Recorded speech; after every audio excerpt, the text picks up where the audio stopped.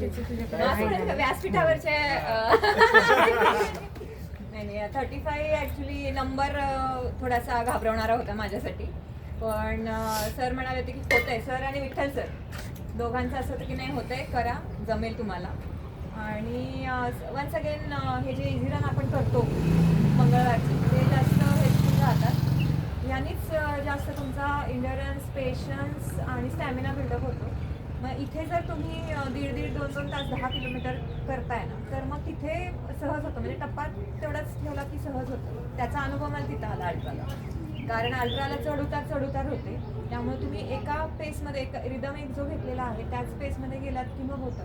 आणि थकू नाही दिली बॉडी की मग अगदी व्यवस्थित. म्हणजे सरांनी सांगितलं होतं की बॉडी थकूच द्यायची नाही. त्याच्यामुळे असं वाटलंच नाही की 35, फक्त ते कधी जाणवलं जेव्हा 34 झालं आणि एकच की आता होतंय का नाही, आता बहुतेक पाय गिवअप करते. पण ते mindset otherwise ultra work experience आहे, घेऊ शकता. म्हणजे प्रत्येकाने आपापल्या ह्याच्यानुसार ठरवा ते.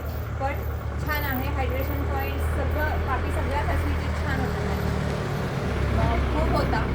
एकही पॅच असा नव्हता जिथे लोक नाही आहेत. सगळीकडे 10-15 मॉब आजूबाजूला तुमच्या होताच. त्याच्यामुळे ॲज अ ग्रुपच तुम्ही फक्त ओळखीचे नव्हते तुमच्या, ते तुमच्याशी बोलत नव्हते, एवढंच होतं. तिथे तुमचा सेल्फ टॉक उपयोगी पडतो. स्वतःशी बोलत आणि स्वतःच्या पायांशी बोलत गेलात की मग ते होतं. आणि मेन म्हणजे अगदी जसं सरांनी सांगितलं, मी जाताना सरांना विचारलं की काय खाऊ. जसं सरांनी सांगितलं तर मुगाची खिचडी किंवा जे काही दाल खिचडी तेवढंच अक्षरशः खाल्लं होतं संध्याकाळी. आणि 2 पॉवर नॅप घेतले ते 2-2 तासाचे. ते खूप हेल्पफुल झाले. त्याच्यामुळं एक्झर्शन म्हणजे त्यानंतर सुद्धा 35 किलोमीटर करून आल्यानंतर ट्रॅव्हलिंग करून अख्खा दिवस खूप बिझी गेला त्या दिवशी.